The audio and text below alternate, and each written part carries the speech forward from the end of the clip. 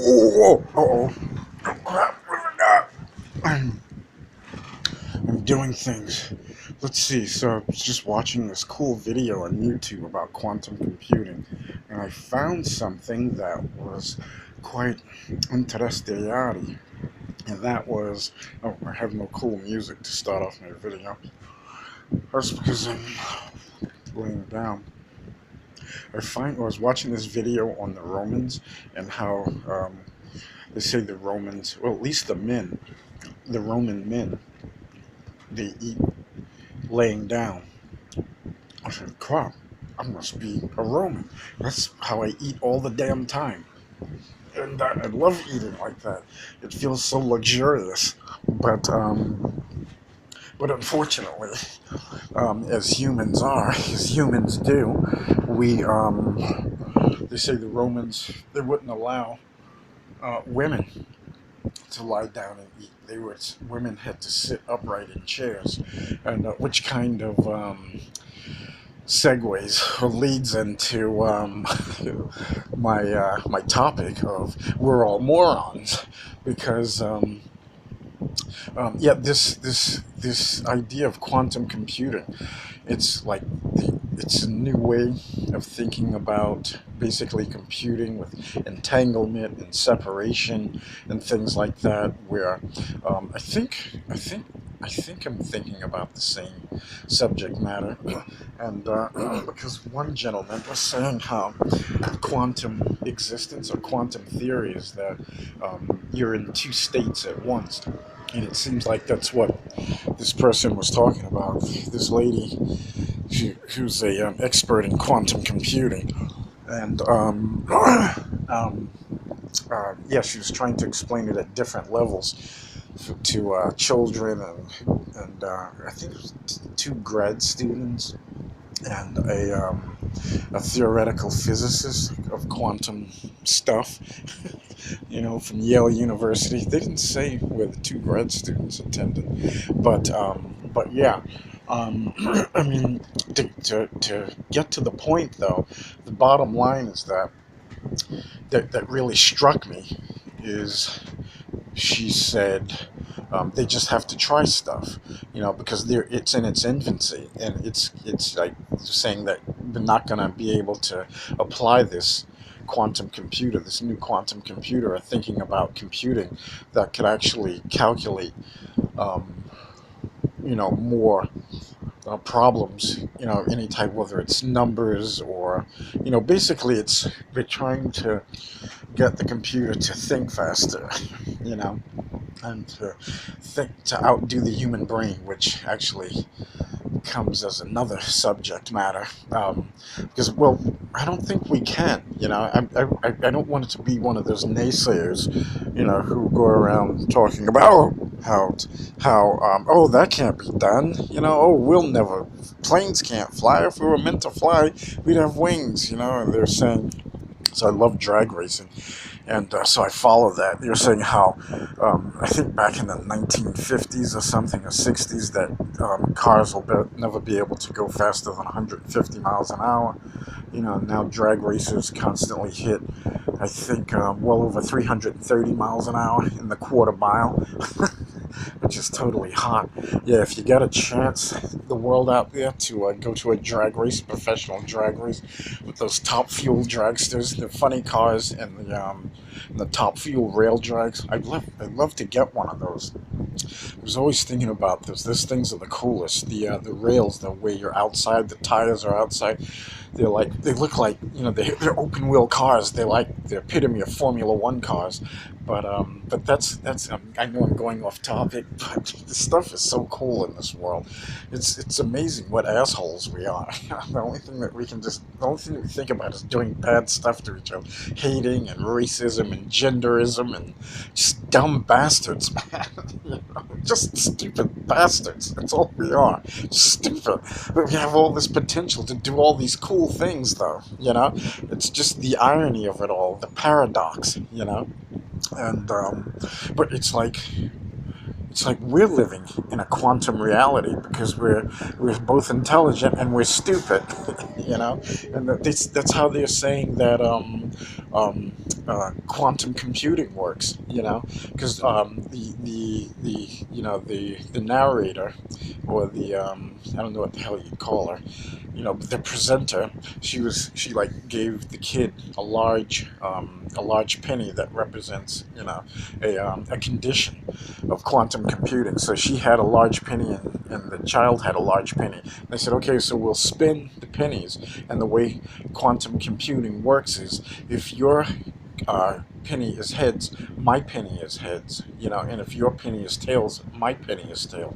But I think, I don't know, the way the other, I forgot where the hell I saw that. It must have been on some YouTube channel or some crap like that. I find this stuff totally interesting, and but the way this person described it, it's not that they're both um, the way that I'm not trying to dispute this person, the lady that was explaining. Oh, I wonder if I can. Yeah, this is the right. So this is it. I don't know if you can see it. The 5 levels quantum computing is on YouTube. So you can just punch that in.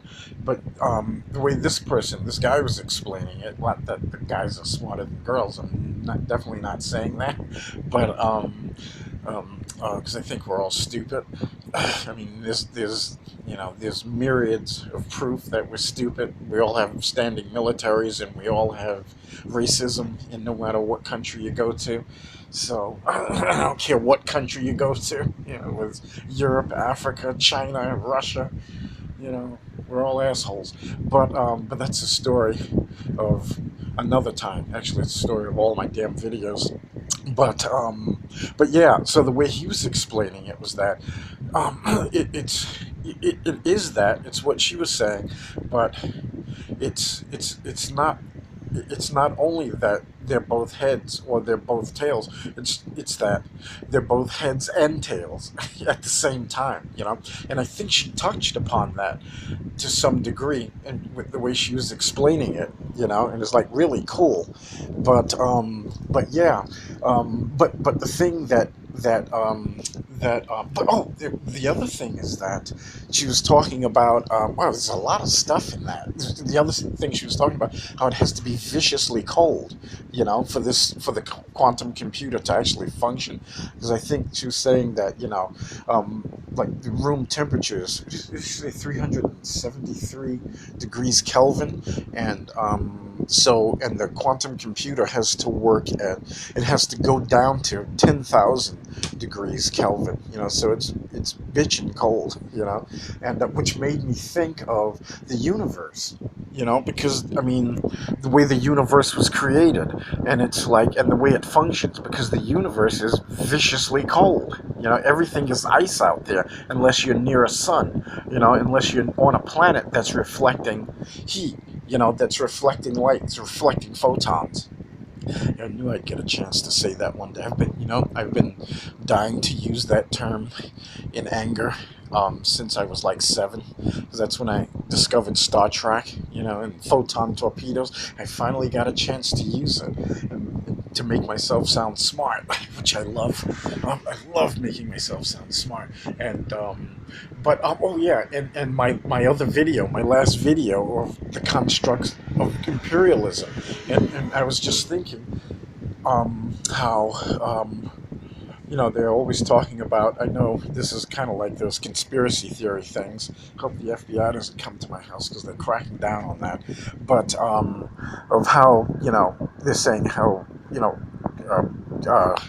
aliens, you know, that some people say aliens already here, aliens, you know, why are we the only ones in the universe and things like that. But I was wondering, you know, just theorizing or hypothesizing, what if the aliens already here and they're constantly misdirecting us, you know? So that's when we come back to the constructs of imperialism in terms of, you know, whether it's classism, you know, the social constructs of classism, you know, racism, religionism, you know, or whatever you have, these things were all created to try and break us up, you know, and then creating of the military.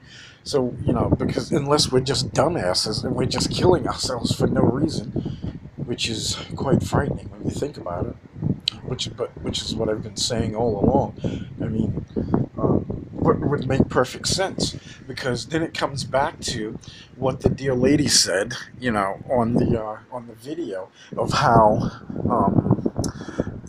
they just have to constantly try things.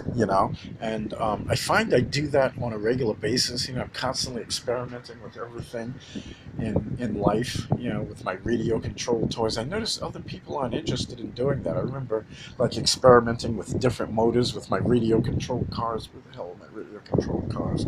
Yeah, there and there. And it's, oh no, you can't use that motor. That's not a radio. I had this, I think it was some kind of Tamiya motor. I thought it just looked cool as crap. So let me just try this. That motor was viciously fast. It beat the hell out of everybody. you know Actually too damn fast for me because I couldn't control it. And but it was a lot of fun watching that thing blast. But that's the rationale. So it might be us though. It might be just that we're dumb bastards. But the thing is that we don't understand. We don't understand like the universe. We don't understand like the cold in the universe. The vacuum of space. It needs to be like that because we that's how we were created. And that's the way quantum computers work. Because she was just explaining that. I don't think it's the cold. I don't think it's as cold as the cold of deep space or anything like that. But it's everything functions more efficiently when you're that cold. So then the way I was actually just thinking about that the other day also, how gases through extreme high temperatures, which is kind of ironic because but I think that then that goes back to the quantum theory, because you have this viciously cold space, but you also have this viciously high temperature, and not only high temperatures though, you have high pressures, that are like a product of the high temperatures, and then you have these explosions, and then the gravity, the size. I'm wondering if that was a part of what Einstein was talking about: mass times velocity times or equals some crap. Light times, what is it? E equals mc squared. So I think E is energy, and m is mass, and c is light or some crap like that. And so at the speed of light, but everything. I mean, we can't even fathom the forces that are out there moving at the speed of light. And that's actually slow, because how they're constantly talking about the way it takes years, billions of years for the light of stars that were created like 13 billion years ago, which I don't think these. Well, let me not be insulting. I don't think but it's easy to be insulting. I don't think people really know. They're making them up. They're making these numbers up because they don't know. And people will argue with me. I've had people argue with me. Oh, they know, they know. And I'm telling them. Well, the first question I like to impose. So, how do you know that they know? And some I find will say nothing, and then some. Nobody's actually ever questioned how do I know that they don't know. Well, I'll answer that immediately instead of beating around the bush and trying to make the video longer and make myself sound smarter. But because they say that they don't know, the scientists say that they don't know, they're just theorizing and hypothesizing. Because how could they know? I mean, our brains. I was going to say our brains are too small. They aren't, though. Our brains are viciously powerful things, and I've experimented with our brains. By there's one experiment that I find that you can do, which is reading, and reading is like exercising. So if you ever see those guys with those muscles on, like on the front of those magazines, those like those workout magazines, those huge bulging muscles, and so but it's like your brain can do that. So your brain can become your brain can get on steroids, but without the steroids. And through reading, because I remember practicing. I think I must have started out, just like anybody else, reading 15 minutes, a day, 30 minutes a day, an hour a day, 2 hours a day, 3 hours a day, 4 hours a day, 6 hours a day, 8 hours a day. At the point of reading 8 hours a day, I began to know things that I didn't know. I swear to God. So it's like, how can you know things that you don't know? So it comes back to that quantum theory thing. It's the way that everything is connected. Because like, oh, the other example that the guy gave about quantum theory is that it's like a cat is neither alive or dead. I don't know why you use the cat. I guess maybe it's more crap. I thought I didn't have anything to say about this. About 15 minutes of yakking, but it's yeah, the cat is both dead and alive at the same time, kind of like when the dear lady was spinning. That's the grad student that she's actually talking to, and that isn't the child. The dear lady's on the left in the jacket and the blue jeans, and the grad students in the pink dress. But yeah, um so it's like the penny, it's both, they're both, the theorist, or the genius lady there on the left. That's the left, yeah. And the child that she was talking to before she spoke to the grad student um, lady there. She was saying how they're both heads, but this guy was explaining that they're not only both heads, but they're both heads and tails. And so in actuality, he might be even saying that right now we're both dead and alive. Which makes it's weird, but it kind of makes sense, but it kind of doesn't though, only because how the hell can we be dead and alive? And but we just don't understand that the same way we don't understand, well, quantum computing. And that's basically what they're both getting at. And the dear lady there was saying that the scientist on the left in the jacket of blue jeans, she was saying that we have to constantly try things, and that's the bottom line. But that's the key word, though. So that gels everything. That brings everything to that singular point of the way humans are stupid, because everything we do is to break us apart. Everything that we do, it's to separate us. No matter whether you're all Asian, African, or European. Even in our own cultures, in our own races, we constantly break each other apart. So my point is, from the beginning, which I guess I could have just said immediately, but it's more fun not to, is that if we actually all put our brains together, which I think is what we're really designed to do, so we can solve problems, and if um, everybody was focused on solving this quantum computing thing. So we have 7 billion people. So we have 7 billion ideas, separate ideas, because no two people think alike. Or even if they do think alike, um, they could build off of each other. But most people, we don't think alike. We see things from a different perspective. Some people see beauty in things. Some people see ugliness in that same exact thing. Some people like pistachio ice cream. Some people think pistachio ice cream is terrible. Some people like alcohol. Some people think it's disgusting and have violent, convulsions with it. Okay, I don't know if that's true, but I'm assuming.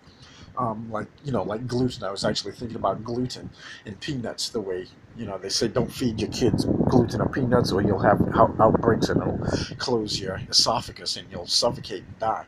But but that's the advantage though, because we're working on that same problem from a different perspective, and with that, it fits very neatly. It fits perfectly into, we have to try things, and that's what she said. We have to just keep trying things. So imagine if we weren't dumb bastards, we would all be trying these things. So instead of, because I know, like, everything's competitive, in the world. We're trying to get each other to compete, but that's perfect. That's perfect. So you get us to not work together. So then we don't accomplish anything. But if everything was turned around, and everything is like that, whether you're talking about just competing in anything, competing in sports, competing in academics, we're competing for a scholarship. We're competing to win a to win a baseball game or anything, competing in auto racing, which I love, but it's stupid, you know, and it's a matter of because we're stupid, and everything is competition. So, but if we train our dopey brains to cooperate, imagine. Oh, it's that guy mowing. That's cool. He's using a regular gas mower. If we, oh crap, did I get a shot of myself? God, please don't let me get a shot of myself. I'm too fat. Um, yeah, if everybody was working, if everybody were working on this problem that she's talking about, trying different things, and she was saying how everybody has access to it. She didn't say exactly how, but this life would be wonderful. That's why we're dumb bastards, though, because we don't want life to be wonderful. And is it inherent though? Isn't it? Oh crap! Am I covering the microphone? Is it inherent that do we not want life to be wonderful, or I don't know if it's aliens, but somebody caught on. Some evil dog, some evil Hitler dog caught on and said, "I can take advantage of these damn fools, at least for my short lifetime." But that's the thing; they're shooting themselves in the foot. I don't know. Maybe they don't have a short lifetime. Who knows? Maybe they figured something out. You know for so they could have immortality. I mean, you never know. I mean, to actually dismiss any. That's why I don't like to dismiss anything. But because I think everything is possible, and you never know what's possible. But you have to maintain an open mind to everything, because I'm telling you, when you read like crazy, and you read for 8 hours a day. But the problem, though, is that you have to have wisdom, because if you're doing that and you start thinking you're smart, and it may make you smart, like just like those bodybuilders, So those bodybuilders, they're very strong. They can go and crush people's heads, But if you're really smart, because I mean, it's easy to stop that person because it's obvious you got a person with a crushed head, and but if you're really smart, you may not be so easy to detect, because we're not used to that, because nobody else is smart. I mean, there are a lot of strong people, but it's like, oh, nobody's that smart, but there could be, and I mean, just like Steve Jobs, look what he did with Apple, and it's like he did it on his own, so of course, he wasn't smart enough to beat pancreatic cancer, but that's because he tried to do it on his own. He should have went to a doctor. He should have gone to a doctor, to get help. But I think they say he waited too late. So you have to be careful, because that's, you could be self-destructive if you think you're too smart, if you think you know everything when you don't, or you don't know enough. You haven't been studying that field. He's been studying, phones and laptops, and maybe if he would have directed all of his energy towards medicine, he may have come up with some brilliant things, but yeah, wow, this is really going on forever. But yeah, that's what because I was thinking about, like, I'm getting like different parts of these ideas. But when she said that we have to try things, that's perfect for the human condition, for the human spirit, for the human brain, because that's what we do. I mean, that's what we got. That's how we got to where we are today. Because in ancient times, people didn't know what to eat. I don't know. Maybe they did. Maybe we were more instinctual because we didn't have a database. We weren't quite as scientific. Although in actuality, yes, we were scientific, but at the same time, so it's like everything is quantum when you think about it, because no, we weren't scientific, but actually we were scientific because we were using the scientific method of exactly what she just said, and that we were trying things. We tried, can I eat this? Will this kill me? And it's like, you eat something bad and you crawl back to the family and you tell them your last dying words. Don't eat this. It's like that movie The Fly. Where the guy tried to create a transporter and the damn fly got in there. So make sure no flies get into the transporter. So it's like seeing Captain Kirk and Mr. Spock materialize with fly heads, but they probably, made quantum leaps and fixed that. They were able to filter out, the quantum construction of flies and know that a fly head, the computer already knew. The buffer pattern said, no, a human body shouldn't have a fly's head, where in the fly, since he was in his infancy, and he had no other people to actually consider that. Say, wait, what if you get a fly head in there, or an insect, or a dog head or something, and you're going to be really messed up. So he may have, if he had because he was working by himself, he's brilliant, but we can't know everything. So, and maybe through wisdom, he would know that you can't know everything. So that's the thing you have to be careful of when you start reading a lot, or when you start bodybuilding a lot, because you can go and hurt people.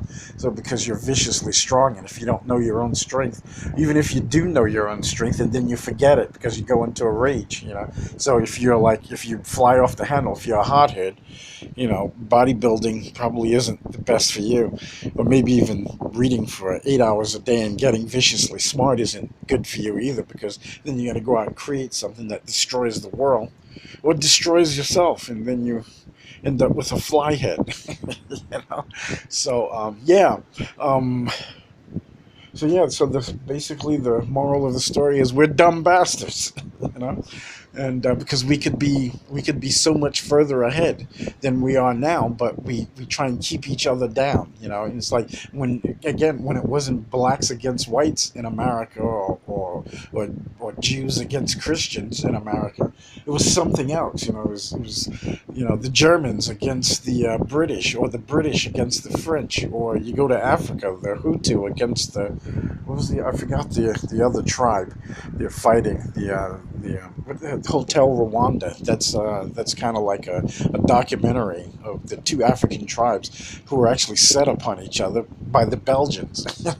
But that's a perfect example. Watch Hotel Rwanda, and you see how, because I think the gist of it is that I think the Hutu and the Tutsi or something like that. I forgot what the other group's name was. I don't know why I keep thinking of the Watutsi. They got that from Gilligan's Island, and I think it's the Great Watutsi, but it's close enough. That the Belgians went in. They think they put the Watutsi in power, and then why they would do this, God only knows. But it just shows. I mean, we're stupid.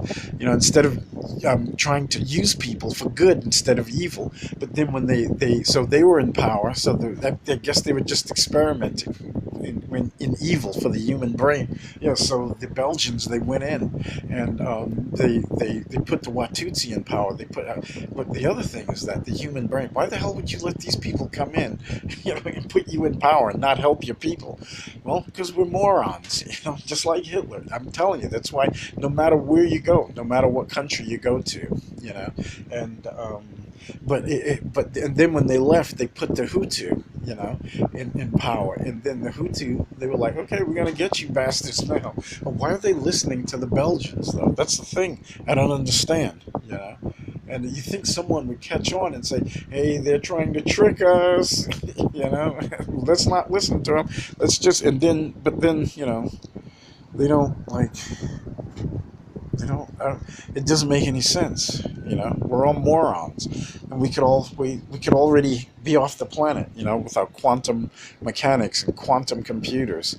But yeah, maybe one day somebody doesn't open up a black hole. What is that? The super collector, super collider. And that's what they're afraid of, that these retards are going to open a black hole and swallow the Earth. Well, well, the aliens, well, glad they're gone. All right, bye.